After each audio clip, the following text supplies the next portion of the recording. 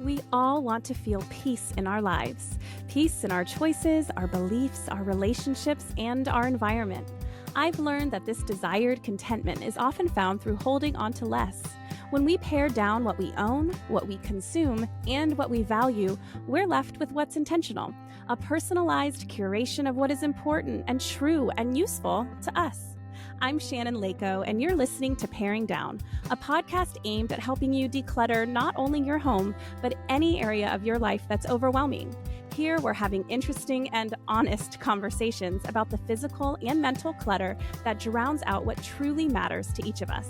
And together, we'll learn how to pare it all down, not for the sake of perfection or becoming rigid, rather so we can move through life with less overwhelm and more joy, wisdom, and peace. Welcome back to Paring Down, everyone. So today might feel kind of out of season for you, but it's in season for me. We're talking about birthday parties. I have 2 children that are born on Christmas Eve. If you're not listening to this as it comes out, if you're listening months or years later, we're currently in the holiday season as I'm recording. However, my 2 oldest children are both born on Christmas Eve, which I've shared about on the podcast before, and that was a wild surprise for us. So it's also birthday season for us. My husband's also born on December 27th. And then a not birthday thing, but we were married on December 12th. So it's a busy time in the Leyko household. And as I was planning birthday stuff this month, I asked a couple questions of my Instagram community about how you guys feel about birthday parties, especially with this kind of more minimalish mindset. And boy, are there opinions. We have opinions on goodie bags. We have opinions on kids bringing presents. We have opinions on having birthday parties at all and where we should have them and all of the things, And so I figured this is a good topic for the podcast. So here we are. We're talking about birthday parties. I think I should start by saying this, which is that I don't go through life making decisions in order to fit the identity of being, quote, minimal. That's not the filter through which I make choices. So I think people make a lot of assumptions, based on my public platform of this podcast and the Instagram page of thinking I am supposed to represent all that is minimal. And that's not it, especially if you guys are not new. You guys know that to me, it's less about trying to fit into this minimalish box. And it's really just going through life making decisions based on intentionality. And does this align with my core values? And a lot of times that does lead to less, right? Because I'm not focused on more status, more stuff that would be, my identity and what I look like and what I wear or what I own. I don't want to have to do housework, which is why I live in a decluttered home. But the less is more of a reflection of the deeper things, of the core values, of the intentionality. It's not the end goal and it's not the filter itself. I hope that makes sense. As the discussion of birthday parties started ramping up, I think people were maybe a little surprised when I shared a couple of pictures from a bowling alley where we held my 7-year-old's birthday party, his Harry Potter themed birthday party. And for the record, I choose not to show my children on my public Instagram page. I don't judge or hate on anyone who does, but that's just a personal preference of mine. I had a couple of people bring that up since I had little smiley faces over the children's faces in some of those pictures. So just an FYI, if you follow along, you're not going to see my little kiddos out in the world, in the Instagram world, I should say. But I shared those pictures and I think it really started a really good conversation about why we do the things that we do. So for me, my core values are not creating more waste. That's something that has become a core value in my decluttering journey. As I got rid of all the stuff and the excess in my home, I realized how wasteful it was, not just in terms of my money, but in terms of the materials themselves. Even if I was able to send it to a consignment shop or a donation center or give it to somebody else, Facebook Marketplace, whatever it might be. It just became obvious to me how much material waste is part of this consumerist society. And I mentioned this a few episodes ago, but to me, when you care about the environment and waste, it's not like a political stance or even like a lifestyle identity. To me, it's a reflection of empathy. We're saying my life and my blip on planet Earth is not the end all be all of what matters. Like me getting to have a bunch of different workout leggings that make me feel cute in the gym is not more important than my children and their children and their children and hopefully their children living on a planet that can sustain them, that is not going to be poisonous to them or not have the resources they need to survive, right? And with the way that consumption has skyrocketed, even in the last 5 years, I mean, even if we're just looking like at a very small frame of time, it's really started to spiral out of hand with the Temus and the Sheins that are kind of the cousin of Amazon, right? Like it's just becoming a lot. And it's not to vilify those things as a whole. Like, do I order things off of Amazon sometimes? Yes, sometimes I do. And you might choose not to ever use Amazon, right? But I don't personally use Shein or Temu, right? Like I try and keep my boundaries and I try to keep it balanced and not become so overwhelmed with doing things perfectly that I give up, but then also like making my choices that align with my values. But the whole point of saying all of this is that I look at my core values and it's through that lens that I make decisions, right? So not creating more waste has become a core value of mine. So we'll talk about what that might look like for birthday parties. For me, right? I'm going to share things that I hope will help you, but often when I share, it's from my own personal decisions, and that is not a demand on what your decisions will be. This is all very individualistic and subjective. Another core value of mine is to not be motivated by status. I don't care what other people think so of the birthday party, of trying to post it online and look awesome, right? I don't particularly care to use the stuff or making it elaborate as a reflection of who I am and my worth or being cool, right? So another core value, not being motivated by status. A big one is I want to make sure my kids feel loved. That's an important core value of mine. So I do take that into consideration as I put together their birthday parties or decide whether they get one at all. And again, this will all be subjective. I don't believe that you need to give kids stuff. Sorry if you can hear my dog, but stuff or a birthday party in order for them to feel loved, right? Like that. I'm not saying that. But anyways, so that's a core value, making sure my kids feel loved, raising children who are inclusive and kind. That's a core value. Raising kids who know that materialism leads to greed, to negative competition, to idolatry and discontent, right? These are things that are also important to me as a parent when it comes to the values I'm instilling in my kids. So when we lead with our values and intentionality instead of just like, how minimal can I be, right? That's a very different look. Our choices will become much more diverse because, again, it's not about trying to fit in a box to look like everyone else who's being minimal. Intentionality means that the choices we make will be a lot more diverse, a lot more personalized, I've said this before, but living a minimalish lifestyle is not another way to stress yourself out with perfectionism or rigid rules. It is simply being mindful and recognizing that consumption will not only make our home more stressful because clutter is stressful, but it often doesn't align with what's truly important to us. Really, when we kind of pare down our values, it becomes pretty clear that it's not about the stuff. So that, again, it's a symptom, it's a reflection, if it's a response to the deeper questions of intentionality and core values. It is not the filter through which we should be looking at our decisions itself. I meant to tell you at the beginning of this episode, by the way, that my children are unexpectedly home from school today. We have a break in the main water line, I guess, near where we live. And so it's been a whole mess for the last 5 days. We haven't had clean water.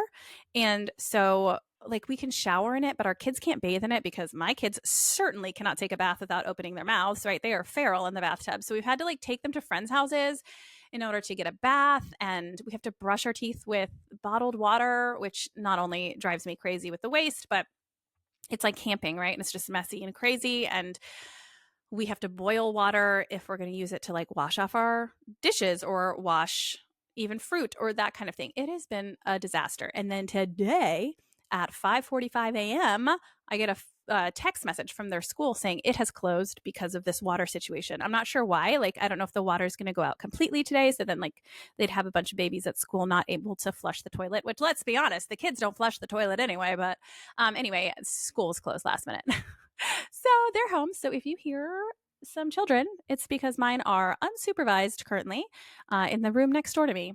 It's actually a new stage of life that I can leave my kids for 45 minutes while I record an episode and trust that they're probably not going to die or burn down the house. You'll get there too someday, young parents. It is pretty magical. I mean, they keep interrupting me.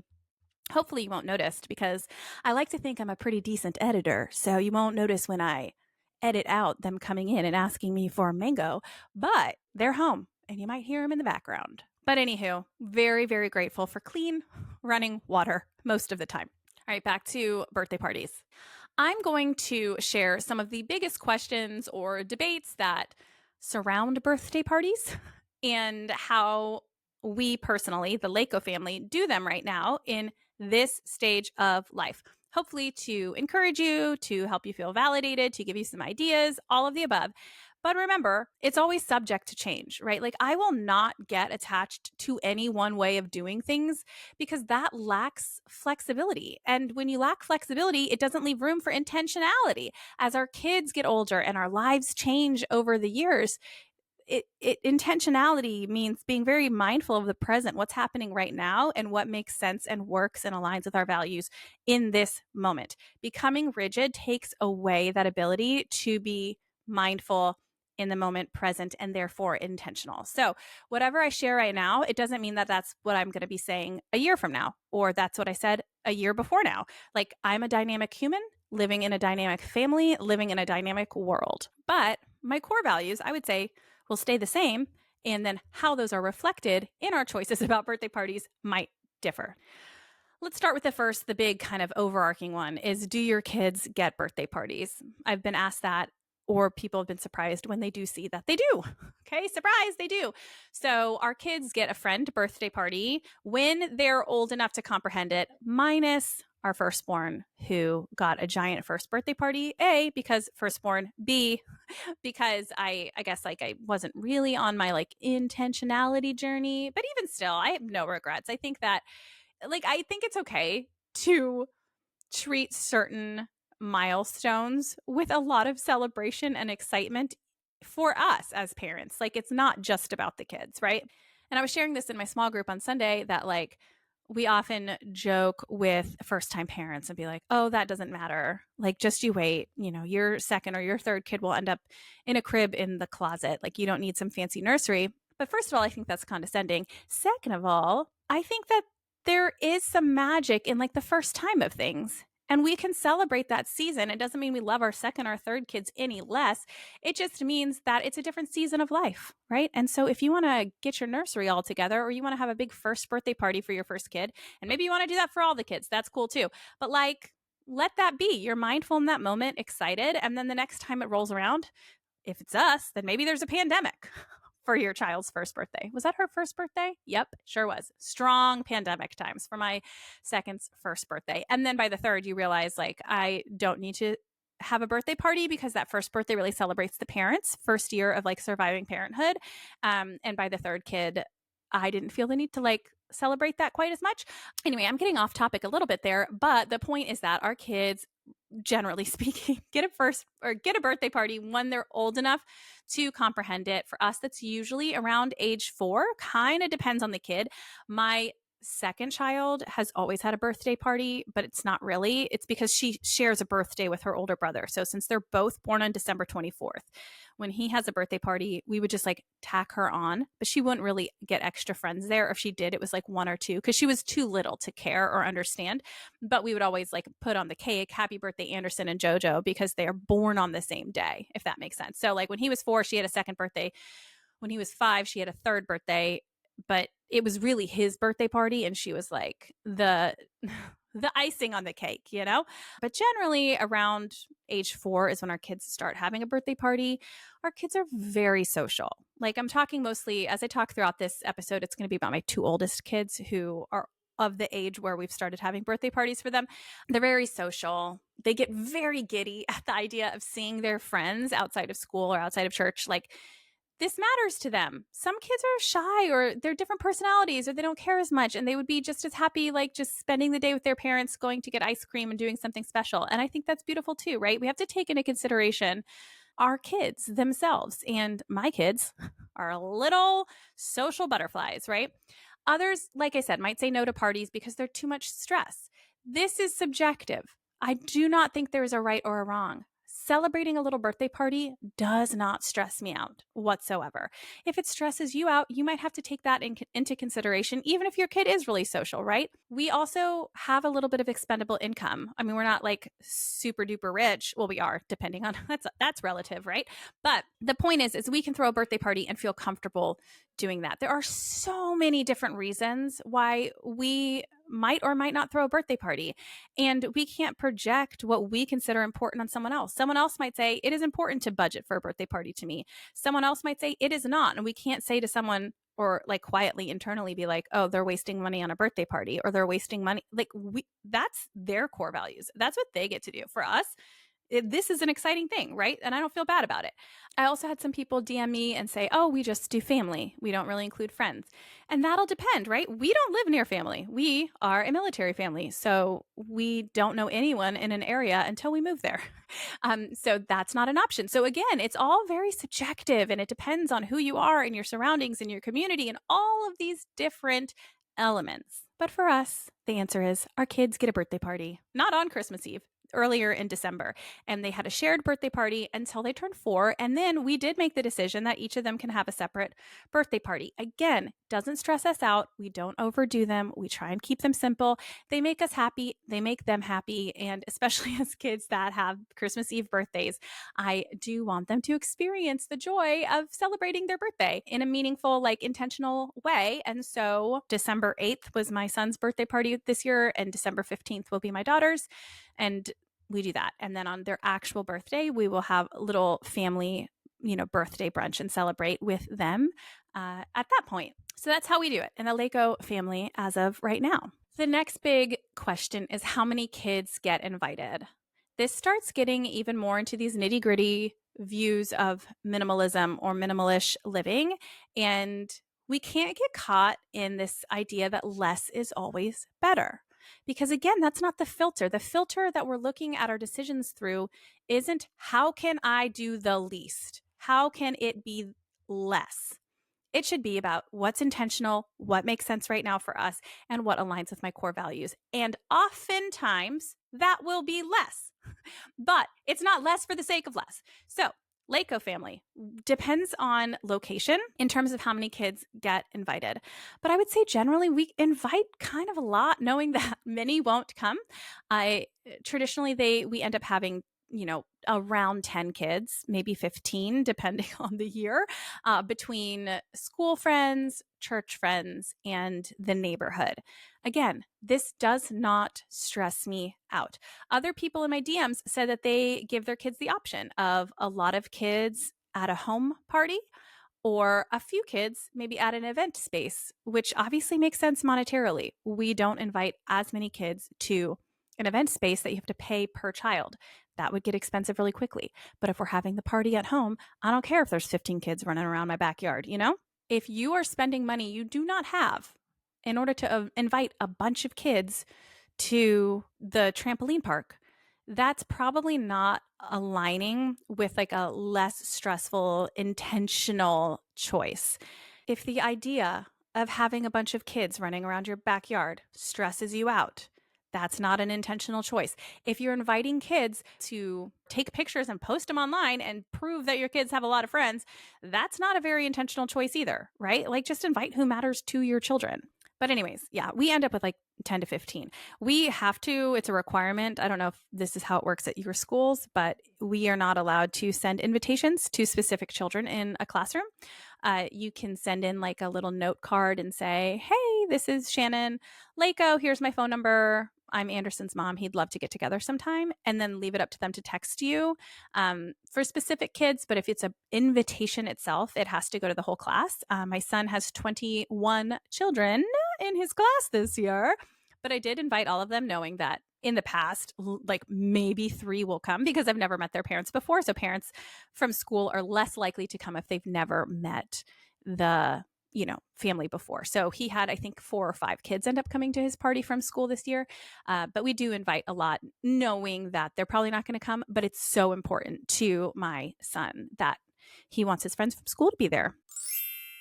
My kids 100% do not believe me when I say that 60% of our bodies are made up of water. And that's how I remind them that water matters. If you don't drink it, then you're going to disappear. Not really, but that helps them drink more. But here's the thing. 3 out of 4 homes in America have harmful contaminants in its tap water. And I know that other people in other countries go through the same thing. Of course, I want my kids to grow up healthy and strong, and I want to be able to stay healthy myself. So I want to drink a lot of water, and I want them to drink a lot of water as a healthy habit. And I want it to be pure water that's not going to harm their systems. And we make all that happen because we have an AquaTrue. AquaTrue purifiers use a 4-stage reverse osmosis purification process, and their countertop purifiers work with no installation or plumbing, which personally we love. They do have the option to have like the under the sink one if you want to be able to do that, but I just love the countertop one with the pitcher. It's so easy. We use it constantly. This is important to note. The AquaTrue removes 15 times more contaminants than the ordinary pitcher filter because they are specifically designed to combat chemicals like PFAs in your water supply.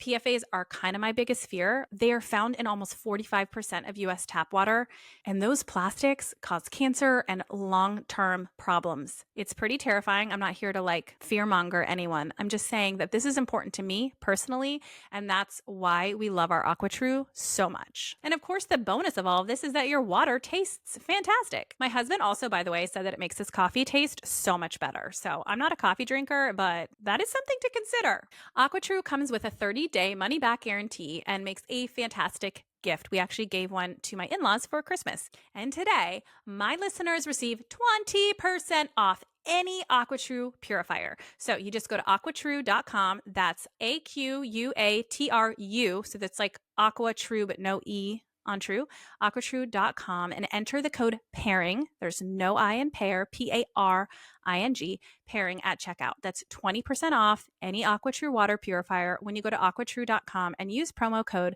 PARING. Okay, the next big question is, where do you have it? I already touched on this a little bit. But okay, so we love at home birthday parties. I would say that is my personal preference. I think that they foster community with the other parents, and it's a reflection of hospitality, and all of these things are part of my core values. Like, I really think there is such power in connecting with the parents of the kids our kids are friends with, right? And I think that gets lost so much these days, right? Because there's higher security measures at school. There's less of a sense of community, even in neighborhoods, and people are very lonely. And I really think it's important to foster those connections. I also hate small talk. So if I go to, I keep using the trampoline park, that's a very popular birthday spot where we live, but like, I don't love making small talk with other parents at a public space. I tend to run away and just chase my children and avoid small talk. Personally, it's just hard for me. But in a home, in somebody's shared space, whether it's mine or I'm taking my kid to a birthday party at their house, it feels just much more communal and special and intimate. And I really love that. Like, that is important to me, that I foster a space where people can come together and make real connections. It's right. Like, when you're in someone's home, that's very intimate. That's very personal. And I think we need more of that in our society, to feel welcomed and included into someone's real life. Again, decluttering has helped this, right? Because it's not stressful for me to invite people over because cleaning up the house is not a big deal, right? I'm not embarrassed by our home, or beyond that, I just don't have a lot to do to prep our home because it's minimized. And also, we have more space in our house. We do live in a slightly bigger home now, but there's just more space because we have less stuff, and that helps to create a more hospitable environment for kids.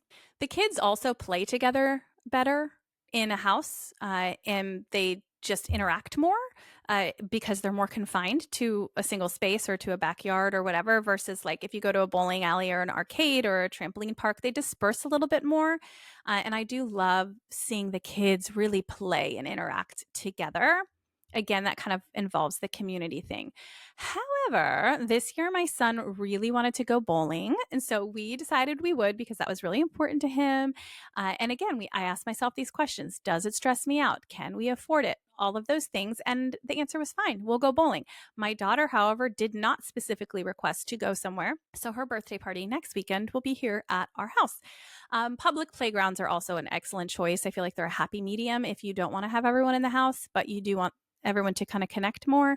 I do love a public playground, and also usually it's free, which is clutch. For us, usually the weather is a little too chilly in December, depending on where we live. We live in Florida, but weather is hit or miss here too.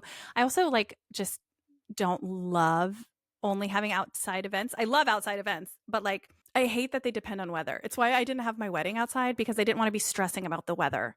There are too many other things to think about. So yeah, see, for me, it's an intentional choice to not stress out in the future by not having to worry about the element of weather.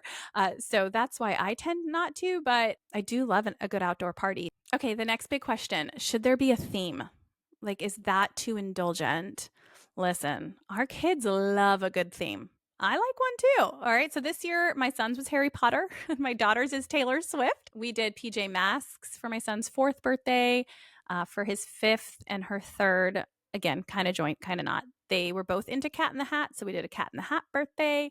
Last year, my daughter's was Little Mermaid. My son's was a Minecraft and shark party. So that was funny. The tricky part with themes that I do think is worth noting is that the consumption can become overboard when you have a theme, because it becomes super exciting to try and make so many little on theme, elements and decor. So if you do have a theme, you can have a theme like Harry Potter, but still keep it simplified or aligned with your core values and energy levels and what brings you joy. So again, I do encourage consideration of wasted plastic, because caring about our planet is for the sake of future generations. So that means our kids and their kids, and they matter to me. So we tend to stick to themed plates, napkins, and balloons. And I know balloons are not ideal environmentally, but I do not aim for perfection. Never have.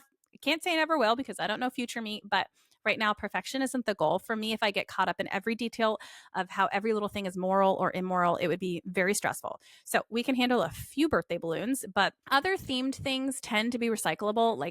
If we do an at-home party, we usually have a piñata, which are cardboard recyclable.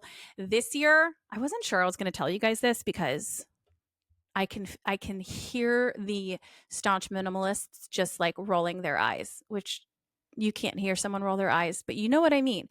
But I got a 6-foot cardboard cutout of Taylor Swift for my daughter. She doesn't know. Okay. But it's ridiculous. And she's going to be obsessed with it. And all her friends are going to take pictures with it. And they're going to be so happy. And it's, to me, was not wasteful. I mean, yes, I spent money on it. But again, that's my choice. Intentionality. Okay.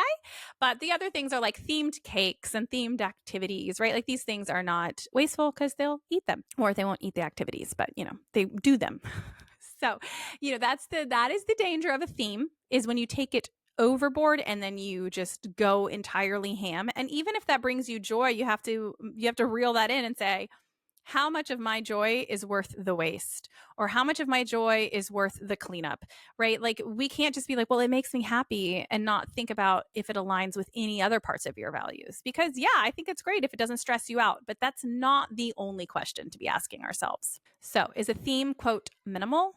No, But again, that's not the point. The point is intentionality. So this year, I was not stressed at all with Harry Potter. First of all, I love Harry Potter. So, 10 points Gryffindor to my son for choosing that theme. It was a somewhat simple party at the bowling alley. So we got red and gold balloons, which are Gryffindor colors, and we put one on the back of each of the chairs. We used the plates provided by the venue because they told us in the little package they provide plates, cups, and napkins. We used that for the pizza, but we did buy 1 pack of Harry Potter plates, which then we served the cake on, right? So it's about matter of balance. I'm not going to waste the free plates that they offer and all of that. I don't need to waste that. Let's use that for the pizza. And then I will get the Harry Potter plates that make my 7-year-old so happy, right? And just serve the cake on that. It wasn't decked out to look like actual Harry Potter world in our corner of the bowling alley, but my son still felt really special. He had the Hagrid cake, which if you know what that is, it's so fun. It's like the messy pink cake that says happy birthday spelled wrong in green. Anyways, so we made that cake for him. We had Gryffindor colored balloons and we had some plates and napkins, and that was it. But my son wore his little Gryffindor shirt, and that was super, super fun for him. So theme, but cleaning up took like 5 minutes at most. I sent each kid home with a balloon. I asked their parents, I'm like, can they have a balloon? Almost all of them said yes. And so we just popped it off their chair, tied it around their wrist, sent them on their merry way.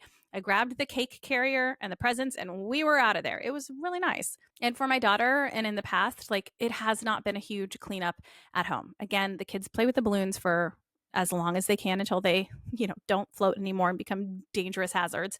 And it's a simple cleanup. It's not like I set up just an outrageous amount of things. I'm actually not doing like a photo wall and all of that, which again, nothing wrong with a photo wall, but like we have a 6-foot Taylor Swift. I mean, I'm not here saying that you should be entirely minimal with everything you do, but we're not doing a 6-foot Taylor Swift and a photo wall. They can take a picture with Taylor just like in my living room, Okay. Should you tell the other parents to bring presents or no presents? I mean, specifically to not bring presents. I don't feel like anyone puts on their invitation, you better bring my kid a present. So should you tell parents no presents? Personally, we let the chips fall where they may. I do always say, like, truly, we don't expect a present. Anderson doesn't either, or Jojo doesn't either. Your presence is what matters most to us. I try and make that very clear. However, I don't demand that they don't bring a present because I know my own kids love giving presents and I don't want to disappoint them or their children if that is important to them. Like, I do think that allowing the chips to fall where they may when it comes to presents can foster generosity in the other kids. It really fosters thoughtfulness and connection to think of what would my friend like and bring that for them and get excited to give it to them. I think that's great. As Glenn Van Pesky mentioned in his episode of this podcast when he came on to talk about how generosity shows up in less, right? Like, part of fostering a world of generosity is being willing to accept it from others. It does not work one way. If no one is willing to accept generosity, then generosity doesn't exist. Okay. So that's kind of my take on it. If you want to bring my kid a present, we will be so grateful for it. And this also means we do create a lot of margin in our home. So this is where less comes in, is I don't care if 10 or 15 kids show up with a present for my kid, because there's so much space in our house for new gifts. And I know that, like, we will move on from certain ones when he likes certain ones better or whatever. Like, having more stuff in my house doesn't stress me out because we have plenty of margin. And again, this is not about being wasteful and being like, well, it doesn't matter, I'm going to throw it out in a month anyway. That's not the spirit either. But it's a matter of balance, of saying, do I allow that child to be excited and generous and giving my son a gift? It makes him feel thought of and special. It makes him more excited to be generous to his friends because he sees how they thought of him and he's like, oh, I think Harper would really like this kind of a thing. And she knew that I really like to do this or whatever, right? Like, I just think that it fosters thinking about other people. And so I decided to let that kind of rule my decision on it over the waste of saying, well, he probably won't play with some of that stuff in the future.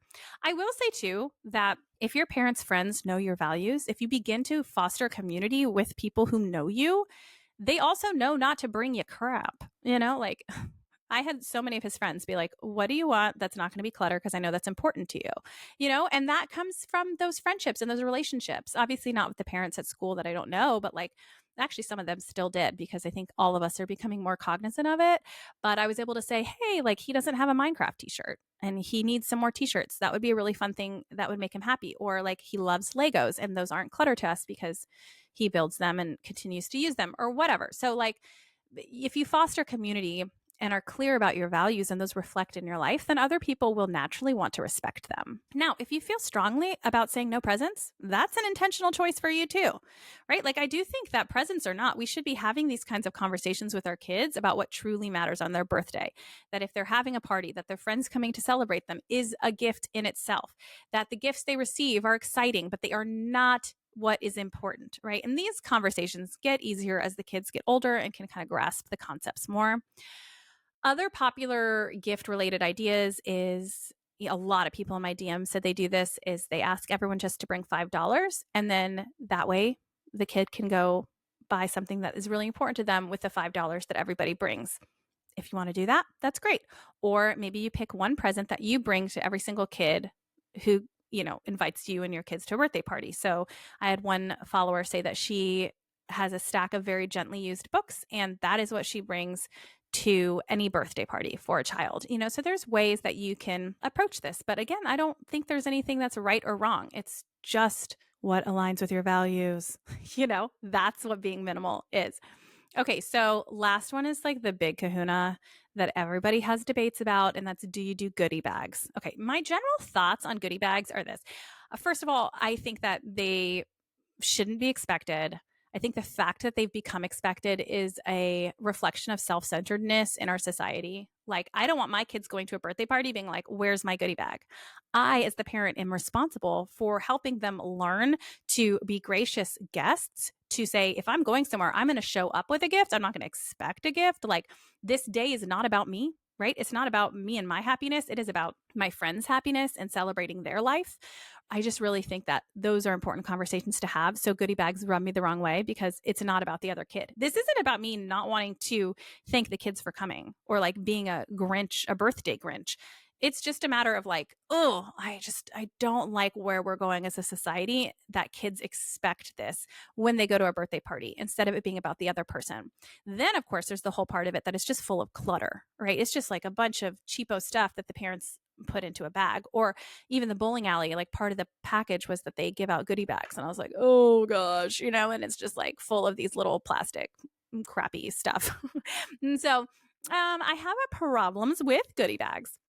Also, it's funny, I did a poll on my Instagram and parents, for the majority of the parents responded saying they do feel obligated to give them. However, then I did another poll saying, do you like it when your kids get one? And like the vast majority, like 80 something percent of the parents said, no, I hate it when my kids get a goodie bag. So why are we giving them, but we hate receiving them, right? It's similar to how 7 out of 10 Americans would like their friends and family to stop agreeing to exchanging holiday gifts. 7 out of 10, 70% of us would be like, can we just not, right? It's hard to think of something every year for someone who in this society, we already have everything we need for the most part. Anyway, most of us do. I'm not saying everyone, but like we keep collectively doing things that collectively we don't enjoy. And I think that is silly. Okay, so how do we do it in the Leyko household? Usually, like I said, we have a piñata. So I send them home with Halloween candy that we have then transferred into the piñata, and they get to take that home. Other people in my DMs say that they individually wrap like homemade cookies or some other edible treat so that it's not clutter, and they love to do that. I think that's a great idea too. So these kind of like edible treats are fun. This year at the bowling alley, there's no piñata. So I did get these little... Don't judge me. I did get these little like 3-inch tall trophies and put 3 Hershey Kisses inside because it was more so for me. I couldn't resist. Like, blame me, sue me. I don't know. But I love Harry Potter and I saw them and I was like, oh, these are like little house cups. Like the Gryffindor wins the house cup, the trophy. And so my little Hufflepuff heart was like, I want to get little house cups for the kids and just put some. They literally only fit 3 Hershey Kisses. That's how small they are. Anderson loved giving them out. And listen, if having 12 miniature trophies with a few Hershey Kisses inside is my only over the top thing, then I'm not too ashamed of that, you know. So we did have that. That was their like little goodie bag because I forgot honestly that the bowling alley gave out goodie bags themselves. But like I said, it was more so for me than it necessarily was for the kids. And it was fun. But that's what I did. Generally speaking, though, I don't do goodie bags, period. They can have the candy that comes out of the piñata or nothing because hopefully they had a good time at the birthday party. And that is a gift in itself. But I wanted to confess about the trophies because I don't want you to sit here thinking that like I'm like stringent with all of these rules. Like, yes, this year I had 12 miniature trophies that the kids took home made out of plastic. I might be kicked out of some minimalist societies. JoJo's birthday party, they're going to take home, you know, for example, they're going to make friendship bracelets at her Taylor Swift birthday party this year. So their quote goodie bag will be taking home the friendship bracelet and piñata candy. Alrighty, well, that was fun. I hope that it was clear that it's really just about intentionality. Are you sending the kids home with a bunch of little crud that you would be annoyed to get as a parent? Right? Are you decorating in a way that is just super wasteful when it comes to materials? What are you doing that feels intentional and aligned with your values? The point in all of this is that we're paring down to focus on what actually matters. So for me, that's like connection and relationships and generosity. What do we actually enjoy? What stresses us out that we shouldn't be doing anyway? Why are we doing it if it's stressing us out? Are we doing it to please other people? Are we doing it for status, for pictures on Instagram? For what are we doing it for? Even if you're like, well, I'm doing it for my kids, even though it stresses me out, right? Like, can you figure out a way to be more simplified? Like maybe, like I said, you can still do the theme that makes your kid excited, but you don't have to have all of the things out, right? Like we can figure out a way to make it work that feels simplified and pared down according to what matters to us and our values. We will all arrive at very different places. So if you were hoping that by the end of this episode, you would have a spoon-fed right or wrong when it comes to birthday parties, I'm so sorry. Clearly, I don't really operate that way, but I hope that you appreciate that and that you move through your own life feeling confident in your intentions, feeling confident that you can change your mind, feeling confident that you can be flexible and that's okay. That the idea is to know what matters to you and live accordingly. So happy birthday to my little Christmas Eve babies and my March baby, my St. Patrick's Eve baby. I love you guys if you ever listen to this someday. Happy birthday. And happy birthday to any of you holiday babies out there. It's a crazy time of year, but I hope you have a lot of fun with it. All right, I'll see you next week. You just listened to an episode of Paring Down with me, Shannon Leyko. If you enjoyed the show, it would mean the world if you can leave a review wherever you listen and share this episode with a friend. Those reviews really are what keeps a podcast on its feet for the long haul, and I will read every single one with a huge smile on my face. So thank you ahead of time. If you're watching on YouTube, don't forget to hit subscribe. Also, be sure to follow along on Instagram at paring_down, where I offer lots of tips and inspiration for paring down, along with what's new here on the podcast. Till next time.